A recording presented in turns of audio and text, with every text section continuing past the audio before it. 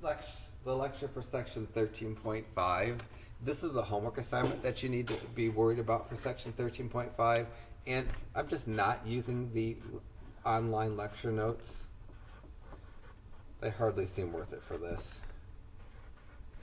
So this is just going to be a straight plain lecture with, so the notes that you printed out, if you printed them out, they won't help terribly much, they won't hurt at all.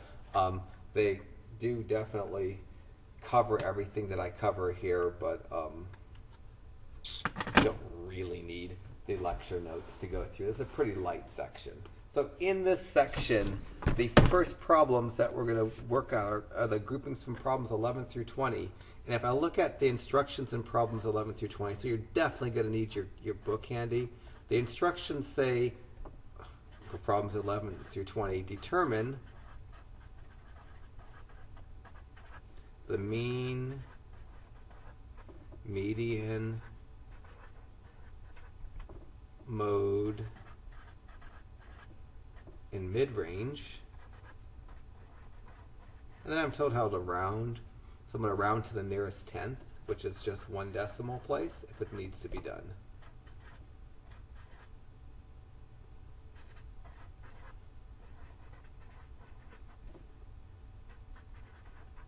I suspect that a lot of you know how to do most of these already. Let me take problem 12, which is the first of the even problems between 11 and 20. Maybe I'll do a few of these problems, but not all of them. So let me start with number 12 and kind of see where that takes me. So number 12, the author gives me the data, has the numbers 9, 10, 15, 17, 15, 14, 370, 45, 42, and 13.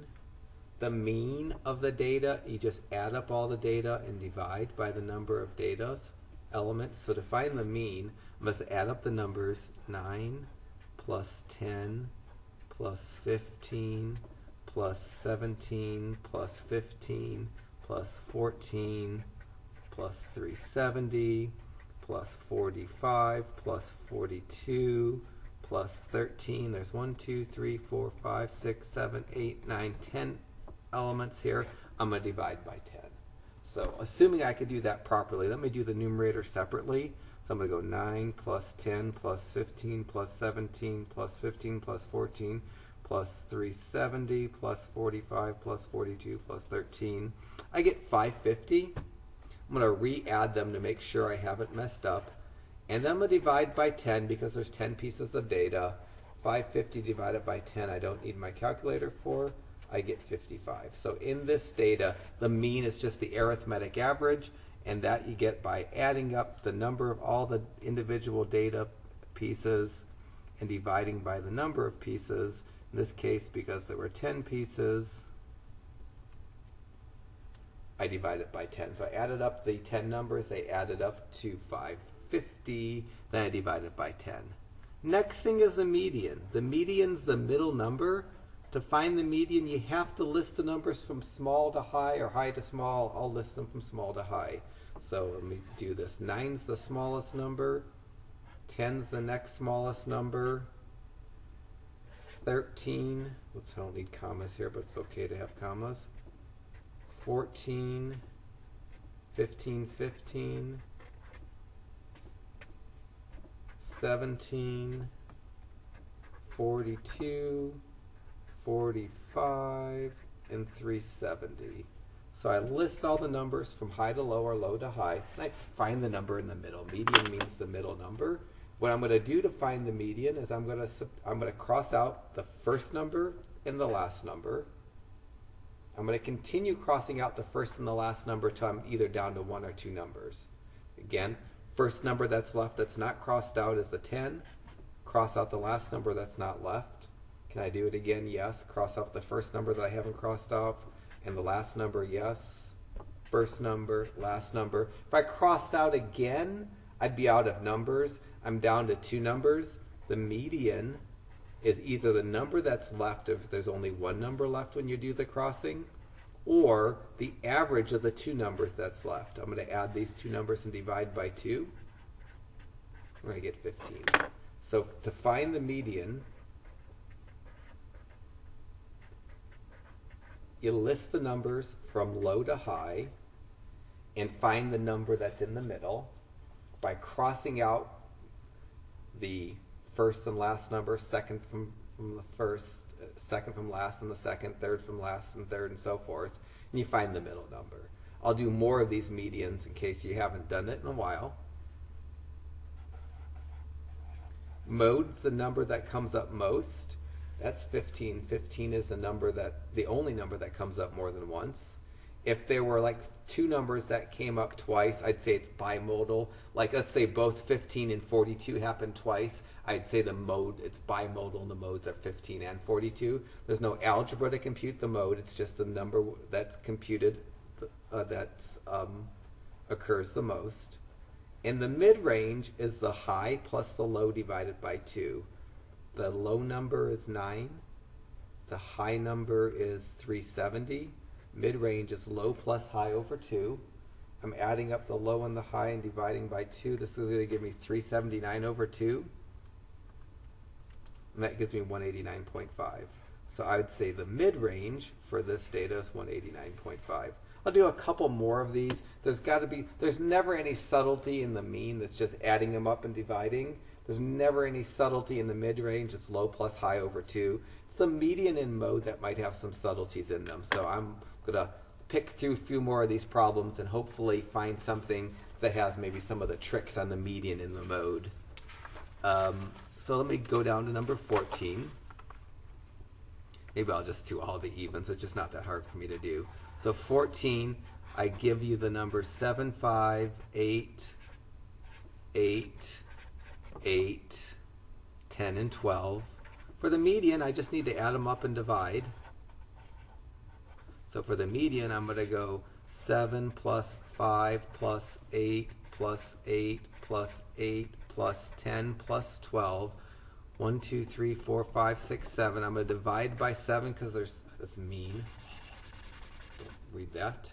The mean, I add up the number and divide by the number of elements. So there's 7 plus 5 plus 8 plus 8 plus 8 plus 10 plus 12. I get 58. I'm going to divide 58 divided by 7. I get 8.2857. Our author says round to the nearest tenth, which is round to 1 decimal. So I want to round that 2. That 2, I'm either going to leave a 2, I'm going to bump it up to a 3. I look at the number directly after the 2. If the number directly after the 2 is a 5 or bigger, I'll round it up to a 3. If it was a 0 through 4, I'd leave it at a 2. Because the number after the 2 is bigger or equal to 5, I'm going to round up. And for this set of data, I'm going to say the mean is 8.3. To do the median, I need to list the data from small to high. So I'm going to go 5, 7, 8, 8, 8, 10, and 12. So you have to have the data listed in order. Now, cross out the first and the last, second and second from the last, third and third from the last. There's nothing left to cross out. What's staring at me, because it's only one number, is the median. So that's the best scenario. When I start crossing out, I'm only left with one number, and that number is going to be the median. The mode, this only has one mode. The number 8 is the number that occurs most. It occurs 3 times. Nothing else occurs 3 or more times. So the mode is 8. In the mid-range, I get by adding up the high one plus the low number and dividing it by 2. So I have to know what the high and the low number are. So I go 5 plus 12 is 17. 17 divided by 2 is 8.5. So my mid-range, probably should write that as one word, is 8.5. Still nothing terribly tricky with a median or a mode there. So let me continue to go on. I'll do until I start getting problems that have tricky medians and modes. I'll just keep doing them, and eventually I'll stumble across one. 16, I'm given the numbers 40, 50, 30, 60, 90, 100, and 140. I'm just going to do the median in the mode. The mean, you'd add them up and divide the mid-range, high plus low, divided by 2. It's the median in the mode that if there's going to be any tricks, that's where they're going to be. For the median, I list the numbers from low to high, so 30, 40, 50, 60, 90, 100, and 140. Cross out the first and the last, the second and the second from the last, the third and the third from the last. What's left is the median. It's nice when you only have one number left because the median is that number. So the median in problem 16 is going to be 60. For the mode, I could say every single number is the mode. There's no number that occurs more than once. I would just say there's no mode for this problem because I'm not going to say every single number is the mode. There might be like 2 numbers could be a mode, maybe 3 numbers could be a mode, but I'm not going to have every piece of data my mode. Notice I skip the mean and I skip the mid-range. To do the mean, I would just add all these up and divide by 8. To do the mid-range, I'd go 30 plus 140 divided by 2. Same thing, 18 and 20, I'll do the median and the mode. 18, the numbers are 1, 1, 1, 1, 4, 4, 4. Crap, I have to write them smaller. They're written in order, which is nice. So for problem 18, I don't need to rewrite these, but I need to write them small enough so I can fit them in. There's 1, 2, 3, 4 ones. 1, 2, 3, 4 fours, a 6, an 8, a 10, a 12, a 15, and a 21. For the mode, this is going to be bimodal. I'm going to say 1 and 4 are both the modes because 1 occurred 4 times, 4 occurred 4 times. It's okay to be bimodal. Maybe trimodal, having 3 modes would be the most I would do. And then more than 3 modes seems silly. I would just say there's no mode. So let me find the median. First, last, second, second from last, third, third from last, fourth, fourth from last, fifth, fifth from last, sixth, sixth from last. I have 2 numbers left. They don't have to be the same numbers. I'm just going to add those up and divide by 2. And my median is going to be 4. Let me do 20. Finally, a decent median. 20 is an interesting median question. Again, I skipped the mean and the median, mean and the mid-range, thinking you could do those without me doing a bunch of those. So for 20, I'm going to write the numbers in a nice order. They're not written in a nice order. I'm scrambling them to the order that's appropriate. I guess I can say this is bimodal. It seems silly to say that the mode is both 5 and 15. I could live with saying there's no mode, but for the mode, it's the number that occurs most. Both 5 and 15 occurs twice. I can say it's bimodal. For the median, this is finally an interesting median. I listed the numbers in order. I cross out the first and the last, the second and the second from the last. If I crossed out again, I'd cross out everything, so I'm done crossing out. Since there's 2 numbers left, I'm going to add them and divide by 2 to figure out my median. So I'm going to go 5 plus 15 over 2, which is 20 over 2, and 20 over 2 is 10. So for 20, the median is 10, and I'd say it's bimodal. The mode is 5 and 15. So getting back into the book here, so I told myself I needed to do problems 11 through 27 odds, 31 and 37. And I probably have to do problem 37. I'll write something similar to problem 37 because there's not a lot like it. I know it's on the review, probably on the test. So let me look. So 11 through 20 is just that kind of problem. If I look at the bank of problems between 21, 23, well, 23 is probably kind of silly to ask. So let me say don't worry about 23.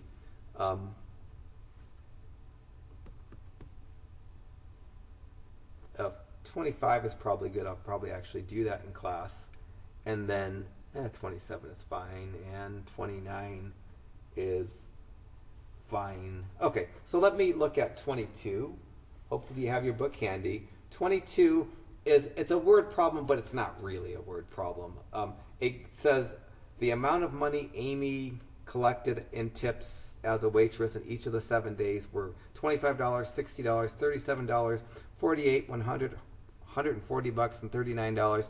Find the mean, median, mode, and mid-range of her tips. So that's no different. Problem 22 is just asking me to find a mean, median, mode, and mid-range of Amy's tips. And so in problem 22, if I wrote down Amy's tips were $25. In front of me.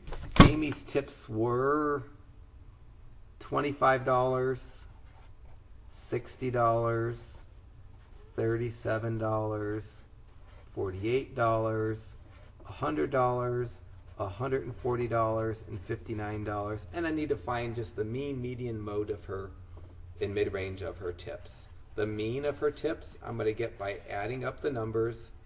25 plus 60 plus 37 plus 48 plus 100 plus 140 plus 59, and I'm going to divide by 7. So to do the mean, first I'm going to add up 25 plus 60 plus 37 plus 48 plus 100 plus 140 plus 59. Those add up to 469. I'm going to divide by 7. 469 divided by 7, I get $67. So her mean average tips is $67. I put a dollar sign because it represents the money. The 67 represents dollars. To do the median, I'm going to list the numbers from small to high. I go 25, 37, 48, 59, 60, 100, and 140. And now I'll cross first and last, second from last, third and third from last. I'm left with one number. That one number is the median. So her median tip is $59. For the mode, I'm going to say there's no mode. There's no tip amount that she got more than once. So since that's the case, I can say that there's no mode. For the mid-range, I take the lowest tip amount, which is $25, plus the highest tip amount, which is $140, and divide by 2. So 25 plus 140 is $165. $165 divided by 2 is $82.50. So her mid-range is $82.50. And that's all there is to do for problem 22. Problem 21 is just like it, where you're given a word problem that's not really a word problem, and you just asked to compute those values. 23 is just a nuisance to do. It gives me a set of numbers, wants me to find those four things, mean, median, mode, and mid-range. Then it asks me to change one number, the 7, to a 10, and see what that does to the number. And then it asks me what number is more impacted by change, what average is more impacted by changing that number. We won't worry about that so much. 25, I'm just going to flat out do. Maybe I'll sketch the words for 25. Hopefully you have your text in front of you, but because it's kind of a schoolish problem, it's not so bad to do. So 25, it says in order to get a B, I need these in front of me. The light's not very good in this room right now. So 25, it says to get a B, a student needs a mean average of 80 or greater. I guess probably less than 90 though. So Jim has a mean average of 79 for 10 quizzes. and then he says he's just 1 point. He's just 1 point away. Why not just give him the 1 point? He says I'm only 1 point away. You know, please give me.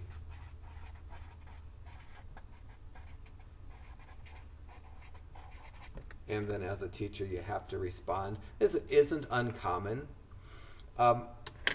More than likely, how do I respond? Jim is likely, he's 1% away, and 1% isn't the same as 1 point. So if I was responding, I'd say you are 1% away, and this is more than 1 point.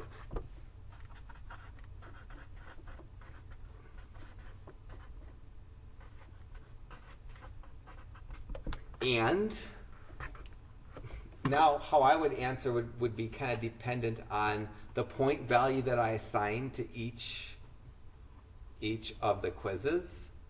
So let me, just for simplicity's sake, say each quiz was 100 points. So this is an answer that's not such a good answer because that probably wouldn't be satisfying for Jim. Let me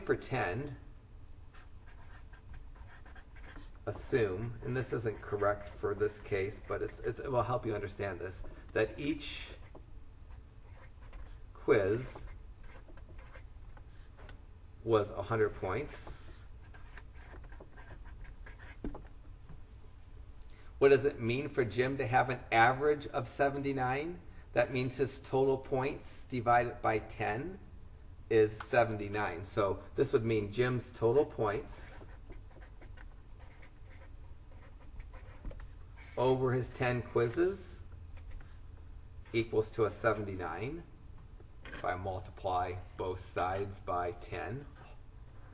You do a little nice algebra. On the left side, the 10s would cancel. I'd be left with Jim's total points. And I get 79 times 10, which is 790. What would Jim need to, how many points would he actually need? He would need to average an 80 on 10 tests or 10 quizzes, and the points that would be needed, I need 10 test quizzes averaged of 80. To take 10 quizzes at 80 points each, you need to have 800 points, but you only have 790 points. So if this was Jim's situation, I'd say, no, you're really 10 points away. So a percent is different than a point. Now, I don't know the point value of each quiz, so I can't really tell you how many points Jim is away. If each quiz was worth 10 points, that would be a different,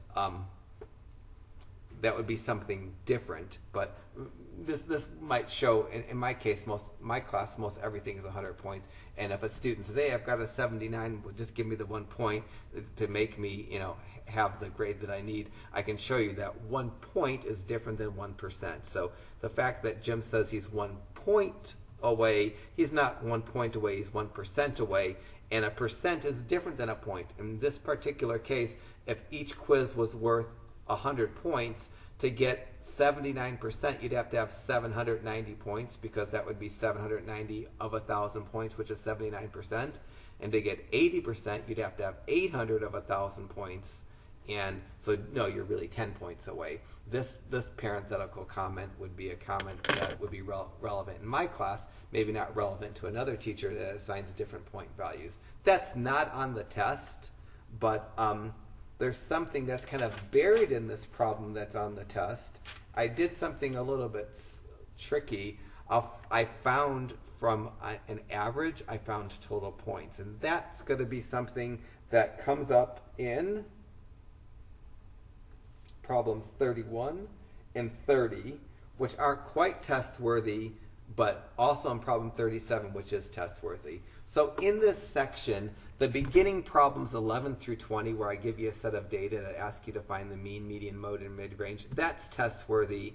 I can conceive of putting something like 22 on the test, where I give you a word problem like something like a word problem and ask you find those 4 pieces of data, but I'd be surprised if I did. Problem 25, I wouldn't put something like I just did to illustrate the difference between percent and points, but it's leading to something. That problem 25 leads to both problems 30 and 31. And problems 30 and 31, they're not quite test-worthy, but they're a lot closer to something that's test-worthy. Problem 37 is another thing in this section that's test-worthy. So in problem 30, if I load this up a little bit, it talks about Malcolm. He says his average on 5 tests is 76. What's the sum of his scores?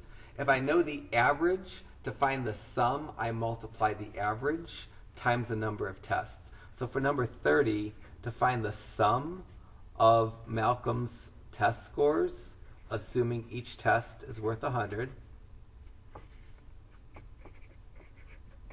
it says he took 5 tests and averaged 76 each. If I multiply 5 times 76, the 5 tests times his average, I get the 380.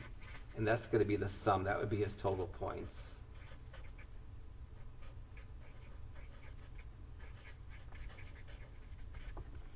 So I'm asked to compute the sum of Malcolm's test scores, and I'm given the average. I'm assuming now each test is worth 100 points, because that's inherently implied by this. Problem 31 is essentially the same question. It talks about Jeremy. Jeremy's average on 6 tests are 85, which is the sum of his scores. The sum of his scores are the 85, that's his average, times the 6 scores, 30. And so the sum of his scores are his total points.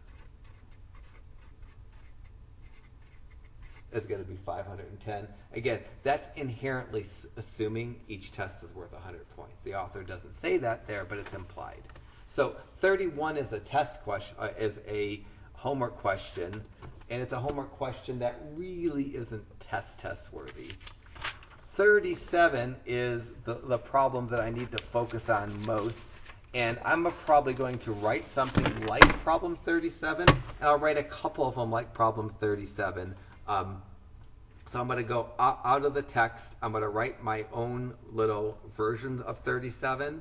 And I'll maybe write 2 versions of almost like 37 to help you with problem 37, and that will help you hopefully when we get when you do the review and hence your test. So this is extra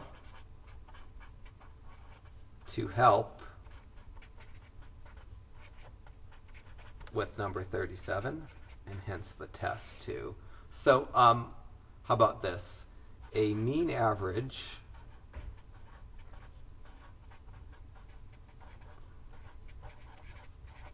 of 70 is needed to get a C in a class. I'll just say a student has scored 50, 60, 80, 80,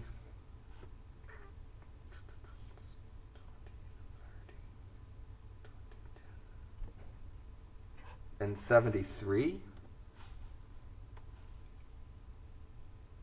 on his first 5 exams.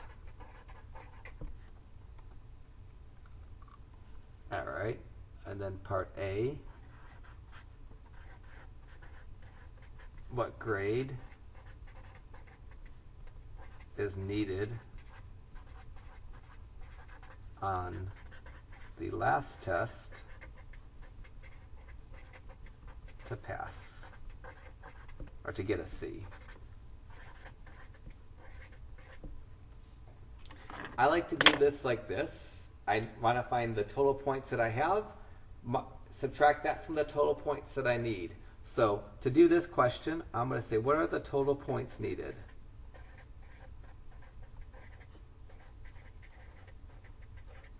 I already have 5 tests. I'm going to take one more, so I'm going to have 6 tests.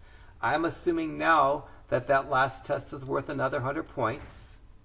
So I'm going to have 6 tests that I'm going to take, the 5 that I've already taken plus the one more. I need to average 70. I'm going to take the number of tests times the average. That's going to be the total points that I need for that grade. And I'm going to minus the total points that I have.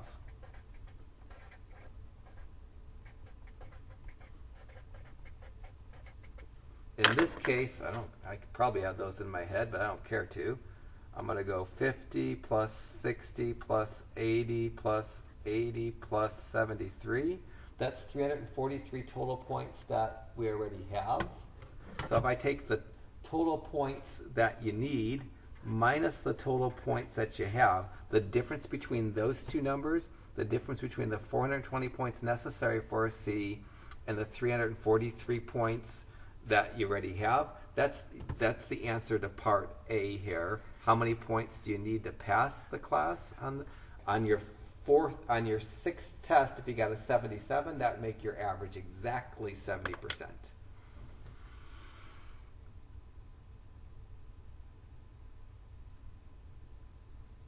Okay, let's change this now to, I'll do a part B and say a mean average of 80 is needed to get a B. It may not be possible to get a B. In fact, I don't think it is going to be possible. 8 times 6. That's fine. That's okay, though.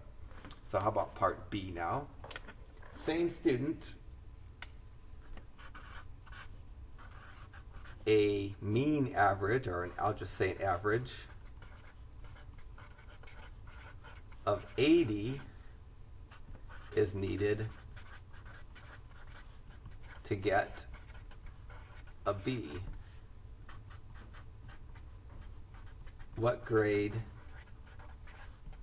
is needed on the last test to get a B? Same deal. I need the total points needed minus the total points that I have. So how many points do I need? For the total points needed, I need to average an 80%, and it's going to be 6 total tests. The 5 tests that I've already taken plus the one more test. That's 480 points that are necessary total for a B. I'll go minus the points that you already have. That difference is how many points you're going to need. I've already added these up to be 343 points. The difference between 480 and 343 makes it seem like it's not possible for this student to get a B without some sort of special gift. So you need 100. The answer to question B, how many points do you need to get a B? 137. Assuming it's a 100-point test, I'd say it's not possible for the student to get a B unless we do something like drop your lowest score. And that's going to be the next little variation for this. So parts A and part B of this made-up problem, they're kind of the same question. You need 70 to get a C. How many points do you need to get the C? You need the total points needed, which is the number of tests times the average on each test. Subtract the number of points that you have. Both parts A and B work the same way. Part C now, which is going to be new, assume that the lowest test is dropped. How many points now do you need to get a B? Is it going to be possible? Let me just twist this question just a little bit. So part C, assume the lowest test score is dropped. Let me redo this question. What grade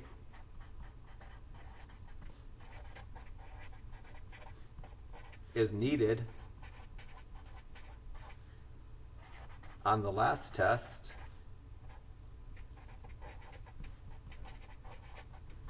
to get a B? Well, same sort of deal. I need total points needed